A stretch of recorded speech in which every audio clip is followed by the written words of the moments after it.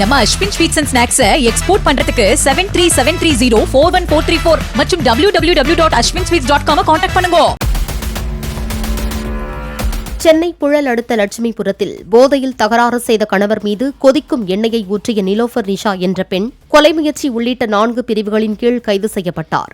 ஏற்கனவே 2 பெண்களை திருமணம் செய்த காதர் பாஷா என்பவர் 17 வருடங்களுக்கு முன்பு நிலோஃபர் நிஷாவை திருமணம் செய்து கொண்ட நிலையில் இருவரும் 16 வயது மகளுடன் புழல் பகுதியில் வசித்து வந்தனர். இந்நிலையில் கடந்த 9ஆம் தேதியன்று மனைவியுடன் தகராறில் ஈடுபட்டுவிட்டு காதர் பாஷா வீட்டில் தூங்கியுள்ளார். அப்போது அவரது மனைவி கொதிக்கும் எண்ணெயை ஊற்றியதில் வயிறு, மார்பு உள்ளிட்ட பகுதிகளில் படுகாயமடைந்த காதர் பாஷா உயிருக்கு ஆபத்தான கட்டத்தில் சிகிச்சை பெற்று வருகிறார். இந்த வழக்கில் நிலோஃபர் நிஷாவை கைது செய்த போலீசார் புழல் சிறையில் அடைத்தனர்.